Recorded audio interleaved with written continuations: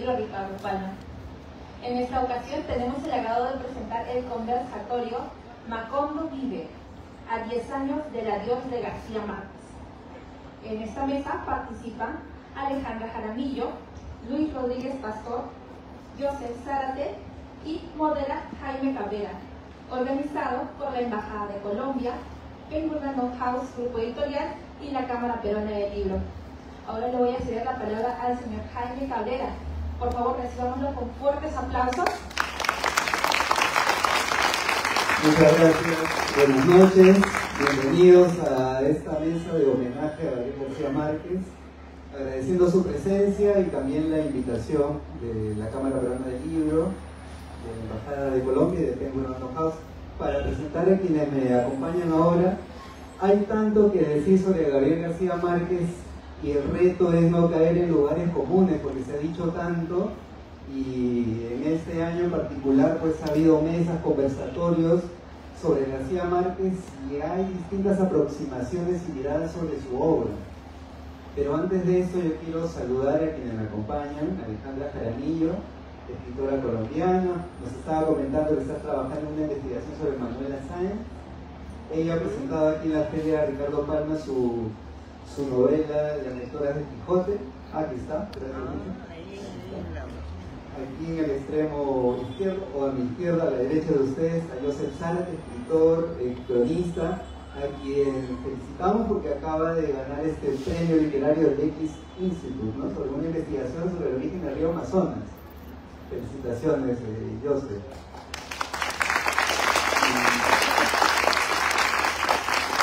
Y luego es actor, escritor, investigador, gran amigo, y también desde la literatura ha hecho este vínculo con la ciudad a través de recorridos literarios, ¿no? García Márquez, Vargas Llosa, probablemente García Márquez te animes, ¿no? A propósito de la visita que tuvo a Lima. Y bueno, estos recorridos los hace desde 2018. Bien, presentado brevemente, muy apretadamente, en verdad, para ser honesto, pues quisiera que empecemos. Tenemos poco tiempo, pero mucho que decir a la vez, ¿no?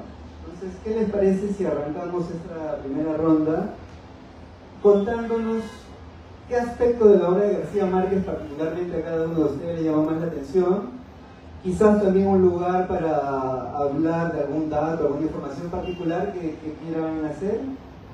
¿Qué les parece si nos tomamos 5 minutos aproximadamente? Llevo yo el control y si por ahí veo que se demoran, yo lanzaré el nombre de un personaje de García Márquez para avisar que el tiempo está transcurriendo. Aurelio Buendía, Aureliano José, Remedios la Bella, ¿no? Ya será la señal de que el tiempo está pasando. Por favor, Alejandra, ¿o quién quiere empezar?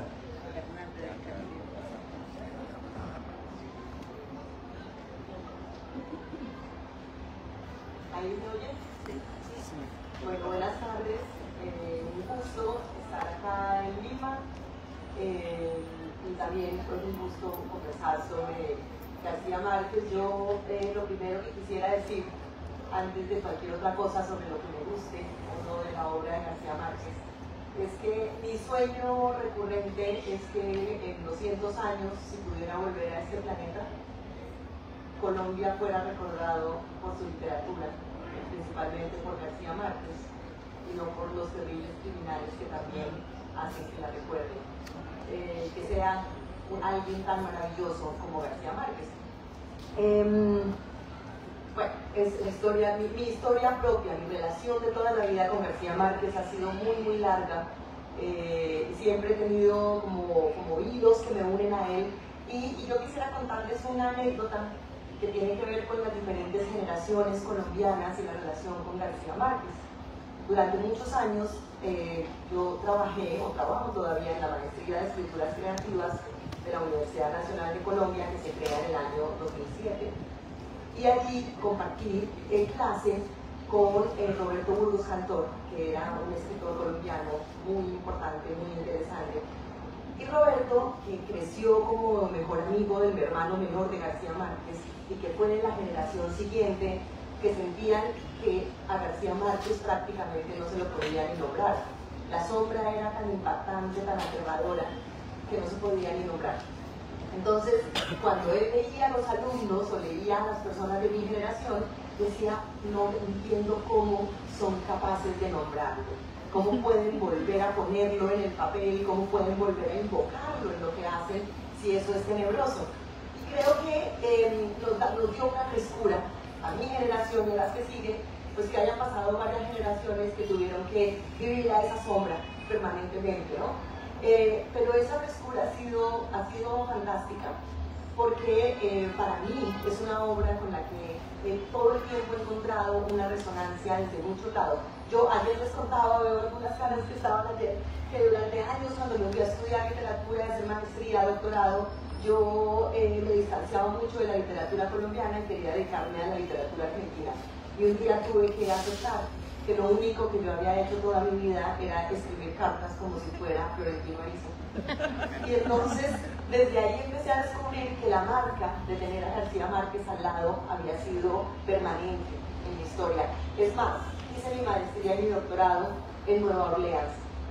Y estando en Nueva Orleans, me acuerdo el día en que me siento al lado del Mississippi y recuerdo, como él decía, que el Caribe empezaba en Nueva Orleans, en el Mississippi.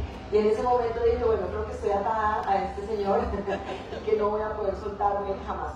¿Qué me gusta? Cuando García Márquez muere, esas primeras semanas fueron muy impactantes para todos nosotros en Colombia y empezó la gente a publicar diferentes textos. Yo había trabajado durante un tiempo varios de los textos de García Márquez, pero quise publicar algo que para mí es quizás lo que más me impacta, y es que tendemos a ver a García Márquez como un escritor de bellas anécdotas, como si contara historias bonitas.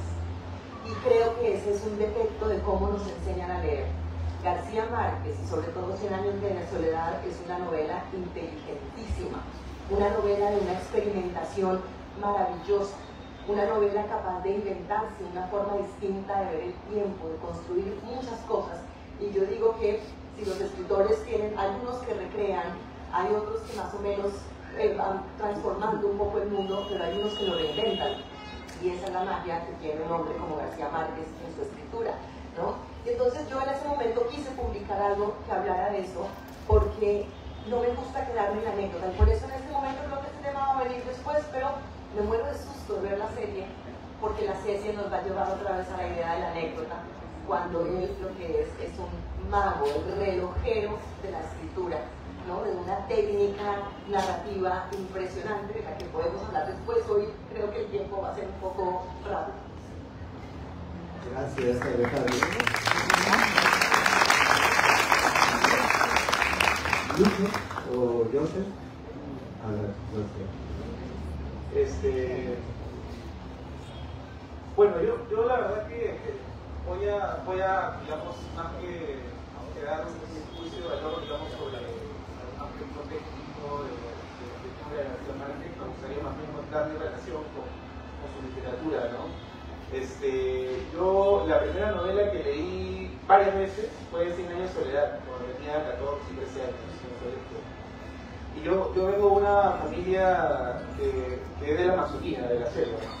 Entonces, yo crecí en una casa donde siempre se contaban pues, historias relacionadas al mundo de la Amazonía, ¿no? Donde hay espíritus, donde hay mucho, digamos, realismo mágico de alguna manera, ¿no? Y cuando yo comencé a leer esta novela de Gabriel García Márquez, pues me sentí rápidamente como identificado, un mundo del cual yo ya había habitado de alguna manera, ¿no? Y cómo tú podías sentir la humedad, cómo tú podías sentir la hostilidad de esa geografía, ¿no? Colombiana, digamos, la manera de hablar de los personajes.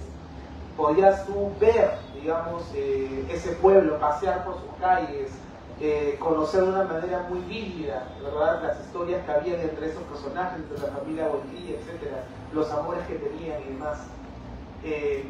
Y ahora ha pasado tantos años y he comenzado a pensar un poquito en lo que yo hago ahora, ¿no? Yo soy un cronista que sobre todo escribe historias reales sobre la Amazonía, ¿no?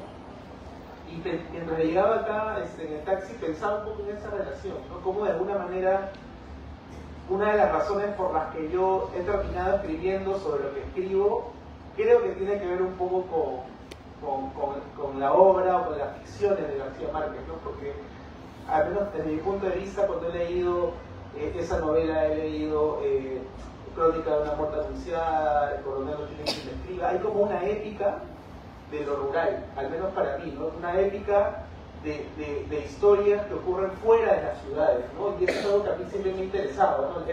Esa épica de estas personas aparentemente comunes, aparentemente sencillas, pero que tienen una vida extraordinaria, ¿no? Como el coronel Buendía, etcétera, etcétera, etcétera. Los personajes, tantos personajes que hay en la obra de García Márquez, ¿no? Y otra cosa también que es muy interesante, les contaba que yo me acerqué a la obra de él a través de su ficción, pero luego cuando ya comencé a estudiar periodismo, me di cuenta porque que Gabo también era periodista, ¿no? Era un gran cronista. Y un poco una de las razones por las que terminé practicando este género tan potente es darme cuenta que el periodismo narrativo es una forma también de literatura, ¿no? Y cómo a través del lenguaje, contando una historia real, una historia verificable, uno puede transmitir emoción, experiencia y conocimiento sobre una zona del mundo, de la experiencia humana que tal vez con el periodismo informativo no lo puedes hacer, ¿no? Entonces, yo me acuerdo que empecé a escribir crónicas cuando tenía, no sé, 18 años, ahora ya han pasado más o menos 20 años, y lo sigo haciendo, ¿no? Creo que es como una compenetración. Y una cosa bien importante, me gustaría decir, es el gran aporte que he tenido, no solamente por sus libros, sino también por la creación de esta fundación de periodismo narrativo, ¿no? O sea, el primer taller que yo llevé de crónica fue gracias a la Fundación Gabriel García Márquez, ¿no? Y yo creo que ese aporte que dio al periodismo latinoamericano es invaluable, ¿no? O sea, ahora hay muchas generaciones de escritores, escritoras que se dedican a ese género un poco gracias a ese legado que ha dejado Gabriel García Márquez. Entonces estamos hablando de una persona que no solamente ha influenciado en mí a través de sus libros, sino también a través, digamos, de este legado, ¿no?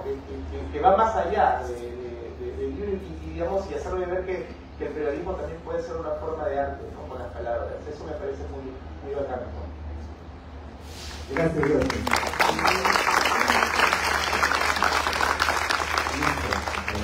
Buenas noches, para mí es una inmensa alegría estar presente en este conversatorio con Alejandra, con Joseph, con Jaime. Agradezco la invitación de Pinguín Random House y de la Feria Ricardo Palma. Quisiera evocar el día que García Márquez fallece, esto es el 17 de abril de 2014. Esa mañana temprano había fallecido Cheo Feliciano, el gran cantante de salsa, de la Fania, el Ratón, etc.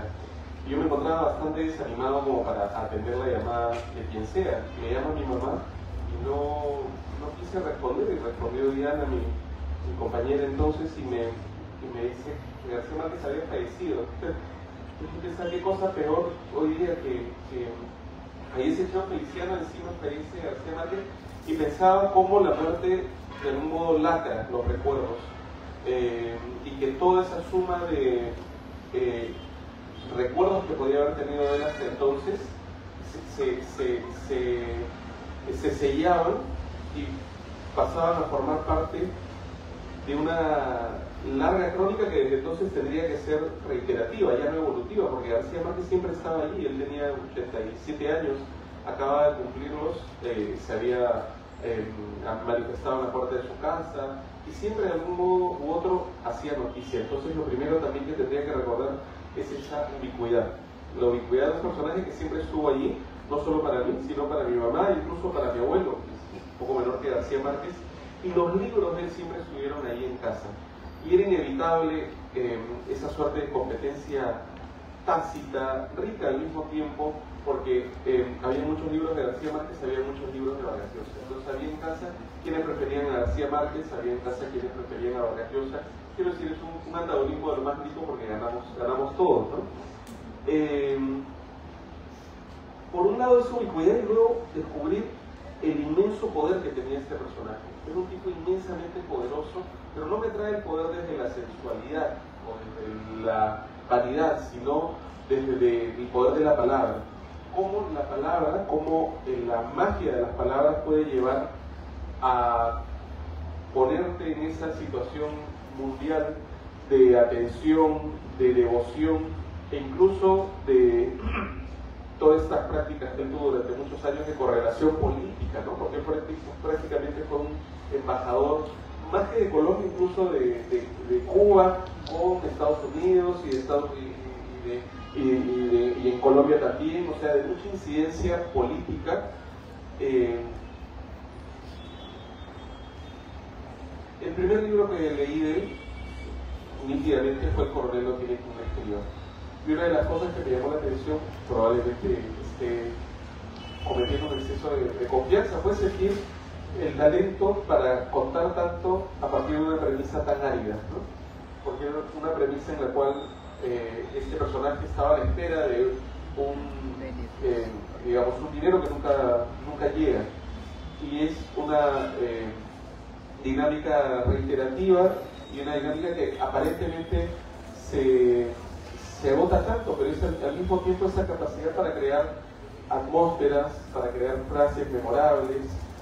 En su caso no solo es la palabra justa, ¿no?, para hacerlo aprobar, sino la oración justa, el diálogo justo, el término exacto, de tal modo que lo hace siempre entrañable, ¿no? Y su condición de entrañable también me hace inevitablemente pensar en cómo este tipo, que es excesivamente arbitrario, no solo a nivel creativo, sino a nivel performativo, podríamos decir, se le perdonaba todo, ¿no?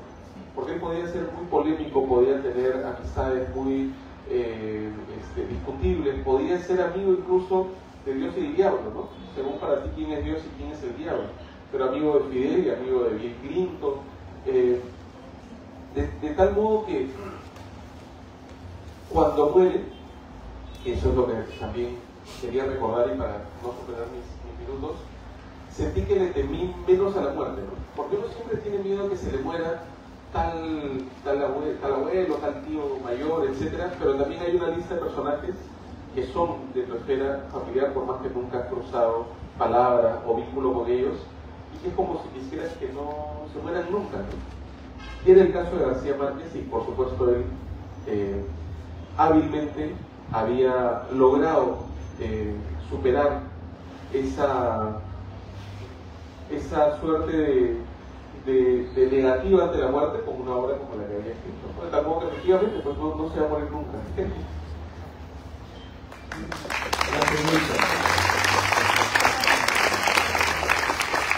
Bueno, hemos tenido una lectura, digamos, de este primer acercamiento a la obra de García Márquez, cada quien desde su propia experiencia. Ustedes también tienen la propia, ¿no? Desde la escuela quizás que nos han mandado a leer alguna obra, o algunos desde la escuela de periodismo también, ¿no? El acercamiento a García Márquez, cronista, y indelegablemente como figura pública, como mencionaba Lucho, pero han pasado pues 10 años del fallecimiento de García Márquez y aún nos tiene que decir cosas su obra, ¿no?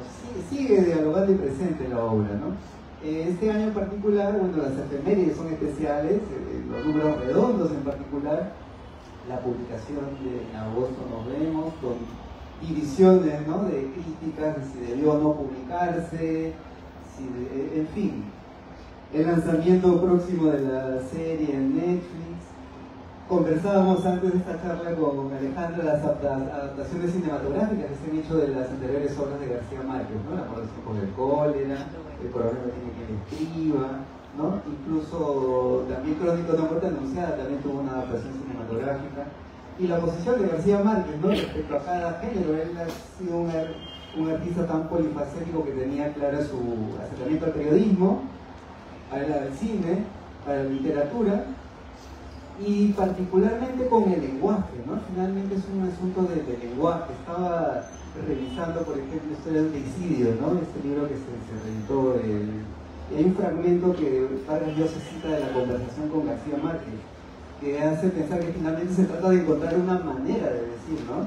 Cuando él cuenta sobre sus dificultades para escribir 100 años de soledad, dice: yo mismo no creía lo que estaba contando, me di cuenta también que la dificultad era puramente técnica, es decir, que no disponía yo de los elementos técnicos y del lenguaje para que eso fuera creíble, para que fuera verosímil.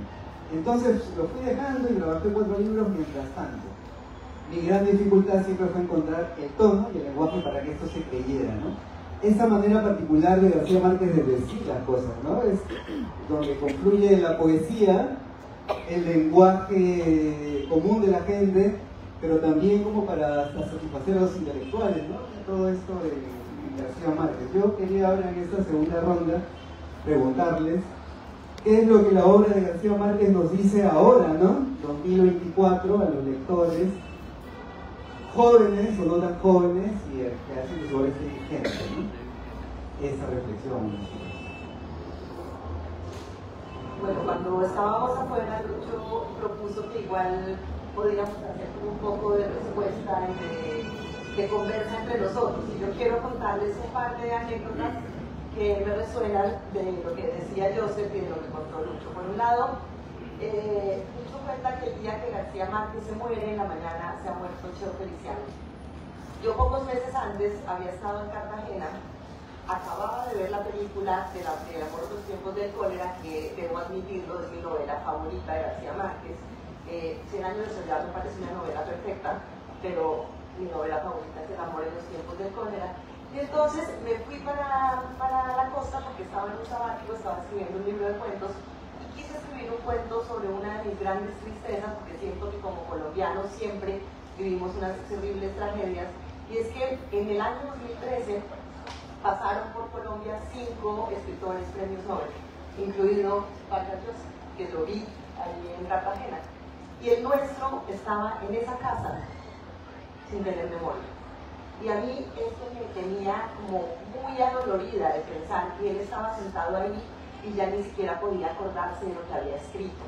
Entonces, escribí un cuento en el que es una mujer que está como recorriendo Cartagena para quitarse de encima la rabia de haber visto esa mala película.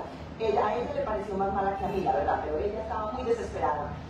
Y cuando se muere Cheo Feliciano por la mañana, y después García Márquez, yo me levanto y digo, en el cuento de García Márquez, la música que oye de Cheo Feliciano, y eso que estaba publicado, y dije, no me lo va a creer nunca nadie, pero salí corriendo y le mandé fotos a mis amigos para que me creyeran que eso ya estaba escrito. Ella está contando su historia, parándose afuera de la casa de García Márquez, queriendo verlo, ¿sí? Teniendo ese dolor, y cuando llega a una discoteca, y yo no soy muy salsera, o por lo menos no muy experta, soy salsera, bailo salsa mucho, pero no soy experta, y se me ocurrió decir que era una canción de Cheo Feliciano, y bueno, murieron el mismo día. Y la otra que tiene que ver con lo que yo estabas contando es que cuando salió El amor en los tiempos del cólera, yo tenía 14 años, estaba muy pequeña, y en Colombia, por lo menos en el mundo en el que yo vivía, en esos días lo único de lo que se podía hablar era El amor en los tiempos del cólera. Pero en mi casa, que era una casa de muchos lectores, pues la novela se gastó varios meses en llegar a mis manos, pero ya me la sabía de memoria, porque todos los días todos nos sentábamos a desayunar, a almorzar, y todo el mundo seguía contando y contando y contando, y cuando yo la pude tener en las manos, que en serio fue varios meses después, estaba en un barco en el Amazonas, en un barco pequeño que iba hacia Manaos, y me entregaron el libro por fin, y me siento en ese barco, y lo abro y había delfines rosados. Era una de esas imágenes que yo creo que al final casi que me las sigo inventando todas las veces, ¿no? Pero yo recuerdo con mucho amor ese momento, porque era, creo que la primera vez que lo leía, o había leído unos cuentos, algo un poco más pequeña, pero fue muy impactante, porque la relación con el río a mí me marcó para siempre. Fíjense que uno de los primeros libros que hice para niños, para adolescentes, se llama El canto del manatí, y surge del llanto de los manatís que lloraban como mujeres, ¿cierto? Que el ruido era como que lloraban como las mujeres, pero uno a sus grandes maestros los quiere transformar también, y yo preferí poner a esos manatís a cantar en vez de seguir llorando. Pero bueno, son dos de mis anécdotas. Paso para dar un poquito la palabra y luego te puedo contestar la pregunta de qué puede decirle a los jóvenes. No, sí, bueno, lo que dice Alejandro me parece muy interesante, sobre todo porque se me viene a la mente la palabra naturaleza, ¿no? Y hablaba yo al principio de la selva y cómo este universo macondiano, y en otras novelas también aparece, ¿no? Cómo el hombre, el ser humano intenta someter a la naturaleza, ¿no? Me acuerdo mucho de ese momento cuando van a fundar Macondo, ¿no? Y cómo pasan una serie de peripecias y comienza a llegar ciertas señales de progreso, bueno, el tren, ¿no? Y todas esas cosas que trae Melquiades. O sea, para mí, yo ahora mientras te escucho hablar y vamos conversando, siento que, de nuevo, disculpen que sea tan autorreferencial, pero siempre lo que voy escribiendo tiene que ver un poco con esta idea del progreso, cómo el progreso se encuentra con la naturaleza y hay como un conflicto ahí, ¿no? Me parece muy interesante eso. Yo creo que, volviendo a tu pregunta, ¿no? O sea, ¿qué cosa uno puede encontrar ahí? Creo que tiene que ver un poco con eso, ¿no? O sea, ese choque entre la naturaleza y lo que el hombre puede impactar en ella, ¿no? Por ejemplo, hace unos días estuve leyendo La Vorágine de José Sacio Rivera para escribir un artículo, una novela que ha cumplido 100 años, ¿no? Y tú puedes ver ahí toda esta, a través de la ficción ciertamente, pero basado en un hecho histórico, que es el genocidio de los pueblos indígenas en Colombia y en Perú también, por los patrones del caucho, ¿no? Y yo ahí veía también cosas de García Márquez, ¿no? Y uno puede ver cómo en sus novelas, de distintas maneras, se da esa manifestación también de distintos tipos de violencia, ¿no? Yo creo que eso desgraciadamente todavía sigue siendo muy actual, ¿no? O sea, me acuerdo, por ejemplo, que es muy visible, ¿no? Esta cuestión de la compañía de la fruta, ¿no? En la novela de García Márquez, El 100 años de soledad, toda esa cuestión entre la gente que venía de Estados Unidos y que tenían como ciertos apartes digamos, de la gente local en Macondo. O sea, son todo problemáticas que a pesar de que los años que han pasado siguen manifestándose, ¿no? Y creo que eso me parece que uno todavía lo puede encontrar en sus obras, ¿no? Hablaba en la ronda anterior cómo García Márquez llegó a ser un tipo tan inmensamente poderoso en muchos sentidos, en algunos de los más nobles, incluso en cuanto al afecto que se le tiene, al respeto, al reconocimiento. Pero claro, una vez que falleces, por muy poderoso que seas, van a pasar cosas que probablemente no querías que pasen.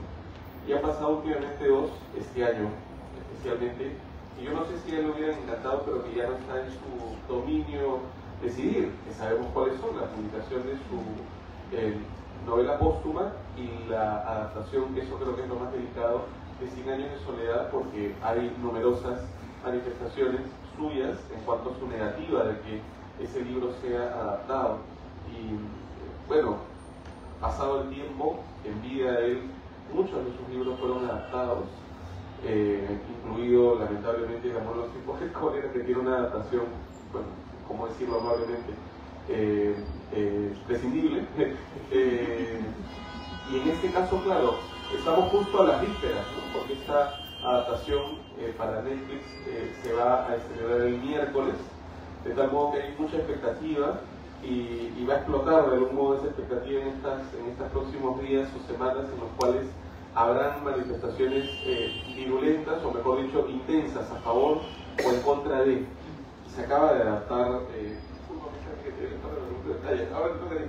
se acaba de adaptar Pedro Páramo también, y de pronto hay como comentarios positivos, una novela ¿Te gustó o no? No lo he visto. Acaba de estrenarse. ¿Tú lo has visto? Sí. Por favor. No, o sea, a mí me gustó. Pero claro, es una novela mucho más corta y mucho más precisa, todos los diálogos, qué sé yo, ¿no? Pero claro, lo otro es un novelón, ¿no? Y tiene muchas más tramas. Eso es lo que a mí más me da miedo, ¿no? Pero bueno, no. ¿Pero la vas a ver? Sí, pues no.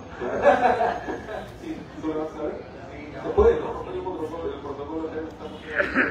Convénceme Yo pienso ver. Si me preguntas si tú hubieras publicado el libro de García Márquez, ¿tú lo hubieras publicado? Este último.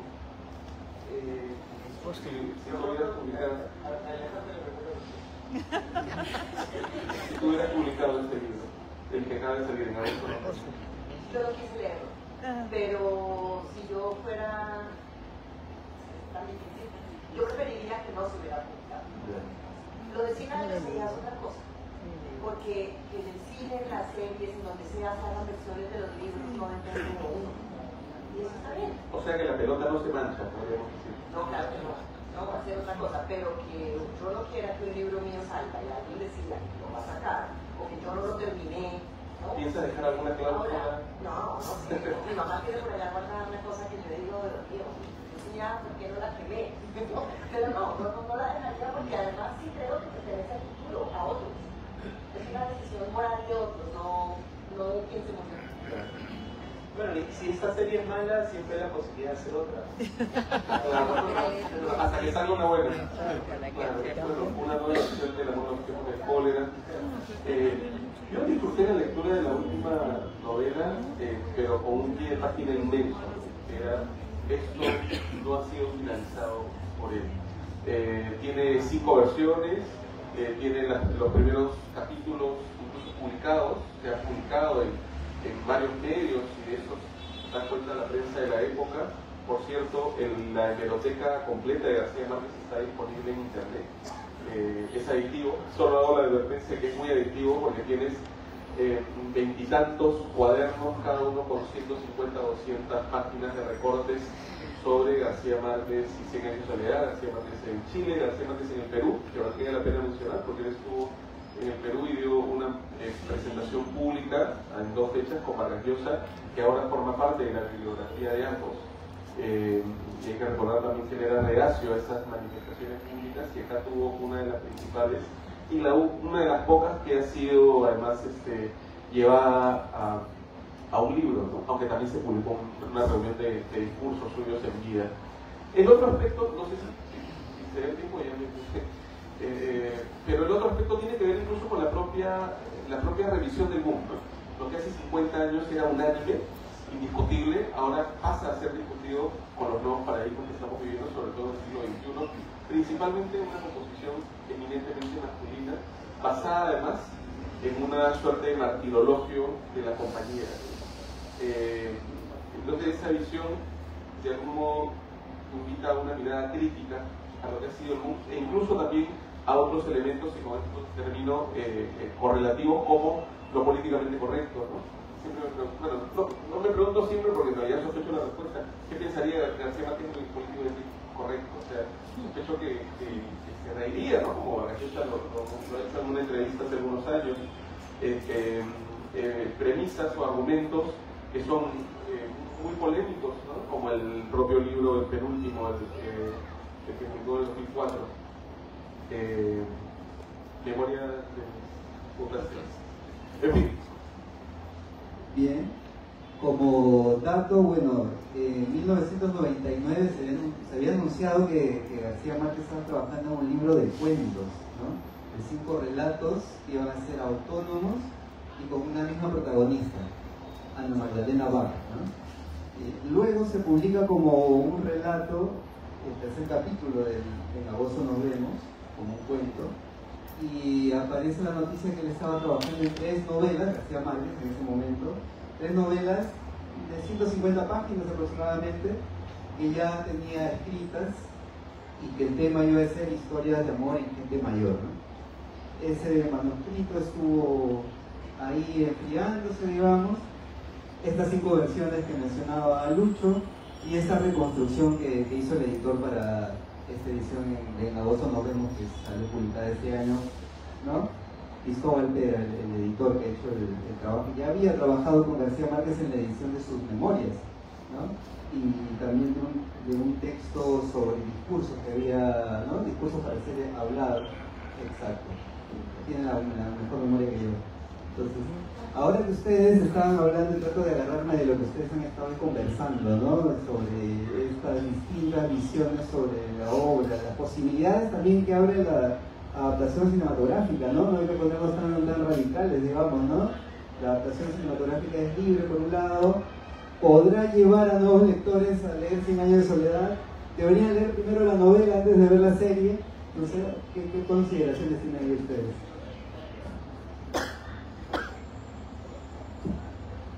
Alterar el orden de las intervenciones, pero ahora en la tarde un amigo que se llama Gabriel, que no solo es gabófilo, sino es gabólogo. O sea, es un amante de la obra de Gabo, es un especialista en la obra de Gabo, y me decía, a partir de ahora las portadas de 100 años de soledad van a venir con los rostros de estos actores. Inevitablemente va a marcar Nelson Solo, un gran amigo, escritor apasionado de García Márquez. Pero he visto por ahí ediciones que salen, ediciones con un cintillo con la cara del autor. O sea, ya, sí, claro. O sea que ya fue.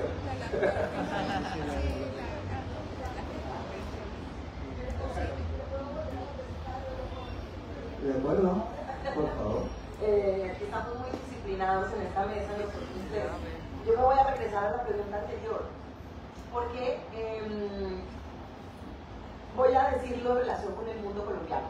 No quiero ser demasiado grandilocuente y pensar en todo Latinoamérica, pero para el mundo colombiano la figura de García Márquez significa, y ya lo dijo Joseph ahora de la importancia que tuvo para él que se enseñe la crónica, que se trabaje desde algo creado de alguna manera por García Márquez, significa la profesionalización de la escritura. Colombia ha sido un país donde todo es tan sagrado, por eso somos tan conservadores, tan terribles, y en esa lógica colombiana, los escritores, en esa época no podía haber escritoras evidentemente, eran seres tocados por la musa, pero adicionalmente eran seres tocados por el poder, tenían que ser los grandes poderosos, ¿no? O sea, eran los que gobernaban, y que apareciera un hombre que venía de Aracataca y llega a Bogotá y se vestía de colores. Mi abuelo contaba que ellos estudiaban cuando el 9 de abril, cuando matan a Gaitán, estaban estudiando en Bogotá, y él decía que jamás en su vida se le había ocurrido acercarse a las tertulias de los corronchos, esos como García Márquez, ¿no? Pues eran horribles verlos. Corronchos es de la costa, pero corroncho es que no es fino, que es alguien que se viste mal. Entonces, nunca se acercaría, ¿no? Pero a donde quiero ir es la aparición de un escritor que puede publicar un primer cuento porque a un editor de un periódico se le ocurre que está buenísimo y lo publica, y que no tenía con qué pagarse la edición de ese periódico. Él llega a la tertulia, ve que lo publicaron y no podía pagarse el periódico y tuvieron que regalárselo, y empieza a publicar, y que luego cobra conciencia total de que la escritura es un derecho de la gente, y empieza a promover la escritura como una tarea, como un aprendizaje, como una construcción. Esa es la gran herencia que nos dejó en este momento a Colombia. Colombia es el país que tiene la primera maestría de escrituras creativas de América Latina, y en este momento toda América Latina se ha llegado a eso. Uno como García Márquez rompe con la lógica más elitista de la escritura y produce el trabajo. Y lo que yo he leído muchísimo también, todo lo que cuentan los hombres y mujeres que estuvieron alrededor de él mientras escribía, y que, porque la gente dice, no, es que él escribía como hablaba la abuela, porque le fascinaba decir cosas así, pero en realidad era un trabajo minucioso, ¿no? Y todos los que estuvieron alrededor decían que el que tenía la última palabra de la técnica era García Márquez. Sabía, estaba pensando y estaba construyendo. O sea, todos los años que se demoró en poder escribir 100 años de soledad, era esa construcción de ese lenguaje. Y no era esperar que la musa le dijera cómo, o la abuela le dijera cómo. No, era construir una forma de narrar que transformara por completo el mundo. Y eso lo hace una persona que dice, y esto se aprende, eso se trabaja, eso se construye. Y es maravilloso, porque por eso podemos muchos y muchas otros aprender y estar escribiendo como lo hacemos hoy, y no se había hecho hace varios años. En la genealogía, por poner una imagen de la literatura colombiana, ¿hay alguien que siquiera se le asome, se atreva a estar de cerca, o es una distancia extremadamente grande la que hay respecto de García Márquez y cualquier otro escritor colombiano? Yo creo que a García Márquez ya nos toca ponerlo muy lejos a todos, de hecho, en toda Latinoamérica. García Márquez en el 2007, cuando se publica el segundo libro de conmemoración que hace la Academia de la Lengua, ha publicado El Quijote, y lo siguiente que publica es 100 años de soledad. 1 millón de ejemplares que se venden en un día. O sea, es la desproporción, ¿no? Cuando eso sucede en Cartagena, él lee un discurso del que tenían mucho miedo que no fuera capaz de leerlo porque ya estaba un poco mal, y hace una cosa que yo llamo el gesto de fina pedantería de García Márquez.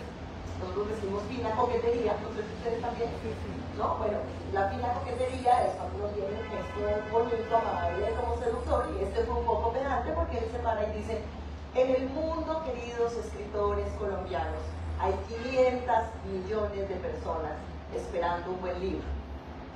Las 500 millones de personas que han leído 100 años de soledad. No, gracias, querido García Márquez. No necesitamos escribir pensando en esas 500 millones de personas. Escribimos. Y eso, que al mismo tiempo significa que García Márquez se volvió, después de Cervantes, la segunda gran figura de nuestra lengua, pues hace que la pongamos bien. O sea, a mí, de alguna manera, como que ya hacerme la pregunta, me parece que se vuelve un poco innecesario. Como, bien, García Márquez es algo absolutamente maravilloso, pertenece a nuestra historia, tenemos esos libros que lo mantienen ahí, pero no necesitamos como odiarnos a ver si García Márquez vamos a ser parecidos a nosotros. No. ¿Ha habido algún billete colombiano allá con el rostro de Claro, García? por supuesto. ¿Es el billete de qué? ¿Cuál es el billete de García Márquez? Ustedes no tienen plata colombiana, yo tampoco. Claro, hay billete con la cara de García Márquez, por supuesto. No sé si quieres comentar algo sobre lo que quieras, o quizás la adaptación cinematográfica y leer la obra. Lo que pasa es que, claro, uno podría decir, bueno, la serie te va a llevar a leer el libro, pero eso no es una ilusión en realidad, ¿no? O sea, hay mucha gente que ve adaptaciones de libros y ni siquiera sabe que es una adaptación. Pero bueno, en el caso de 100 años de soledad es una novela tan global y tan conocida que yo me gustaría ser optimista y pensar que te puede llevar, ¿no? Pero yo diría mejor leer el libro primero, ¿no? Sí, totalmente, porque es otra experiencia, ¿no? O sea, yo, como te digo, o sea, yo, de hecho, tal vez no debería decir esto, pero de hecho, claro, yo digo, a veces yo no he vuelto a leer la novela que soy adolescente. 100 años, sí. O sea, yo de ahí como 3 o 4 veces, me obsesioné, porque la profesora de literatura nos mandó a hacer una maqueta de Macondo, y yo soy vivo, ¿no? Entonces soy muy detallista, y ponía los arbolitos, y no sé cuánto, en fin, y ya no la volví a leer, ¿no? Después y más bien digo, y si la vuelvo a leer, y cambia esa, ¿no? Es como, no volver a los lugares donde estés feliz, ¿no? Pero yo creo que no pasaría eso, porque es una novela tan intensa que no, pero yo sí diría que mejor leer la novela primero y luego ver la serie, pero bueno, cada uno haga lo que quiera. Hay una cartel que dice 5 minutos, que es el momento en que pueden vitorear o pipear o es la razón por la que Vargas Llosa no ha releído a Dumas. Lo leyó en el año 50 cuando estaba en el colegio militar de Alonso Prado y no ha querido romper la magia o el encanto de ese cuento tan penetrante. Y parece que no lo volvió a leer porque en el 50 leyó también Los Miserables, pero luego lo leyó en el 64, en el 82, 2003, etc. Quería hacer una minúscula crónica del paso de García Márquez por el Perú. Estamos hablando de él y él ha estado en el Perú una vez. Hay una costumbre en la cual escritores notables de América Latina pasan por el Perú, pero por lo general una sola vez, porque es el caso de Fuentes, es el caso de Cortázar, es el caso de García Márquez, quien vino al Perú en septiembre de 1967 y estuvo una semana, entre el 4 y el 11 de septiembre de 1967, se alojó en el Hotel Crillon y tuvo una presentación pública con Vargas Llosa el 5 y por la acogida el 7 de septiembre en la Facultad de Arquitectura de la Universidad Nacional de Ingeniería, en un auditorio que sigue siendo operativo. Hace poco vi a un escritor que se tomó una foto en ese auditorio de la FAUA. Parece, y no estoy del todo seguro, pero parece que también tuvo un acto público en la hoy llamada Casa de Pilatos, o sea, el viernes 8 de septiembre. No sé si se llevó a cabo, pero está el anuncio en el periódico, y tuvo una recepción también en la casa del rector de la UNI, Santiago Calvo, ubicada en Jesús María, en la calle Costa Rica, la cuadra 1, una casa que ya fue demolida hace unos 12, 13 años. Y ahí se reunió, en ese lugar estaban reunidos Blanca Varela, Fernando de Siglo, Vargas Llosa, Patricia, embarazada de segundo hijo que tendría con Vargas Llosa, que tendría el nombre de Gabriel, ¿no? Gonzalo Gabriel, que nacería el día que García Márquez se va del Perú el 11 de septiembre y de quien sería, por cierto, padrino, ¿no? hay poca gente que puede tener dos padres y un padrino premio Nobel, ¿no? Yo tengo una amiga que es hija de Guillermo La Rosa y hija de César Cueto, que es lo más cercano que conozco. Conozco una señora que es hija de Vicente Vázquez, el gran guitarrista afroperuano, y hija de Nicomé de Santa Cruz. O sea que también hay una buena competencia, pero no conozco otro caso de hijo y ahijado de padrinos. Si alguien lo conoce, por favor, nos quedan 3 minutos, o sea que lo puede compartir. Finalmente él se va el 11 de septiembre y en el aeropuerto le escribe una dedicatoria a José Miguel Oviedo que dice: para Marta y José Miguel, Marta la esposa de José Miguel, en memoria de los días inolvidables en esta ciudad espantosa por la amistad que no se acaba nunca. Es una firma de libros, por cierto, también una antigua librería llamada Castro Soto, en la calle Miguel Lazo, donde ha quedado tantos años el virrey, y no volvió más, ¿no? Bien, nos quedan 3 minutos, creo. ¿Hay alguna pregunta? Creo que alguien quería hablar, ¿sí?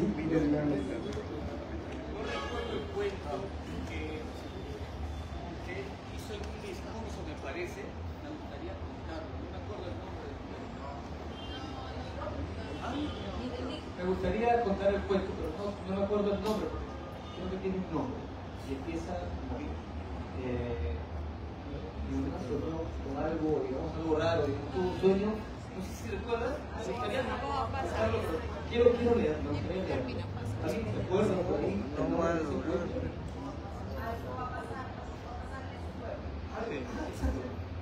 puedo contar? Me gustaría leerlo. 2 minutos, no. Sería ideal contar con alguna pregunta, eventualmente, sea tuya o de lo lamento, pero ya, una pregunta objetiva. Una pregunta. ¿Alguna parte, digamos, cortita de la obra en sí, de una novela o un cuento, que le haya marcado?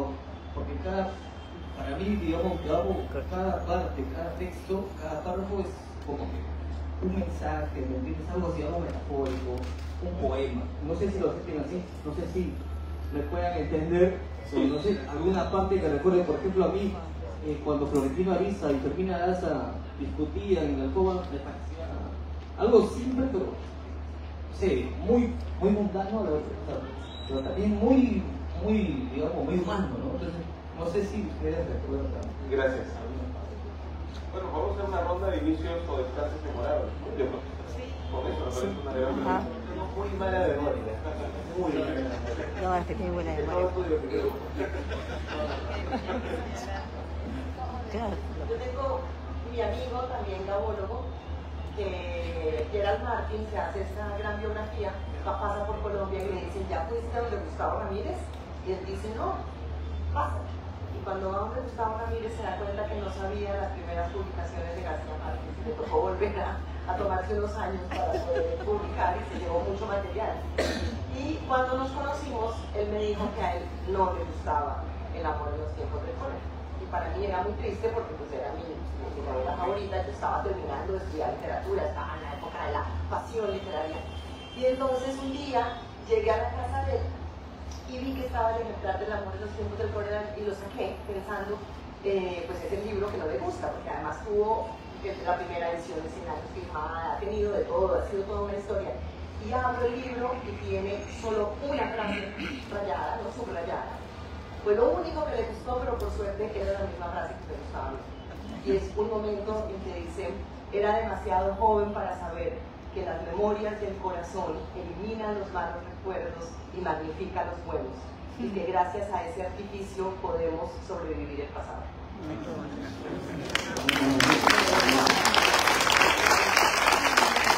Lo del amor, lo nace gracias a ti, Jaime, porque un día, la primera entrevista que me hicieron con el primer libro que publiqué, que me hiciste tú, me dijiste barranqueosófilo, ¿te acuerdas? Y yo te dije: no, yo soy barranqueosólogo. Lo admiro mucho, claro, discrepo mucho lo que delimité. García Márquez tiene la tendencia a la omnisciencia, ¿no? A ser un narrador omnisciente que administra muy escuetamente los diálogos. Uno memorable es el final del Coronel no tiene quien la escriba, ¿no? Que parece que toda la novela se hubiera configurado en función a esa última palabra, ¿no? ¿Qué vamos a comer? ¿No? Y la última palabra del libro es mierda, ¿no? O a inicios memorables como el de 100 años de soledad. Una vez Lucho Zúñiga, editor y escritor, se le acercó a Vargas Llosa y no se le ocurrió mejor idea que comenzar a recitar toda la primera página de la fiesta del chivo. Entonces con eso, claro, te delineas rápidamente, te visibilizas respecto a toda la demás gente que quiere hablar contigo, y después de 2 minutos que seguía declamando las primeras líneas de la fiesta del chivo, le dijo: ¿cómo llegaste a ese inicio? Y él le dice: intenté al menos 10 inicios, 10 versiones.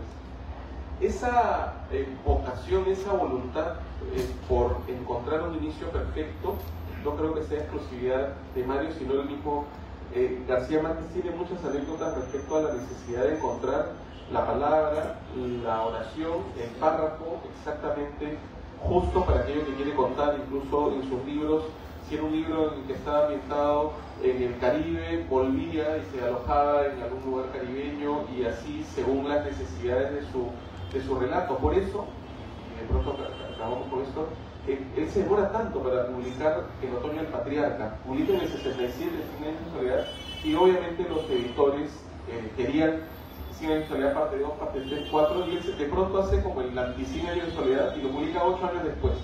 Y por eso es que aparecen entre esos años, es como si lo paras de cabeza García Márquez, todo lo que había escrito antes, y sale Ojos de Perro Azul, la reunión de sus primeros cuentos, sale El Relato de un Náufrago, o sea, los cuentos escritos entre el 47 y el 55, el Relato de un Náufrago en el 55, las crónicas cuando era feliz indocumentado también, de viaje por los países socialistas, etcétera, etcétera. Pero finalmente siempre hizo lo que quiso. O sea, se demoró cuanto quiso para publicar lo que quiso. Porque 8 años con el Otoño del Patriarca, y luego 6 con Crónica de una muerte anunciada.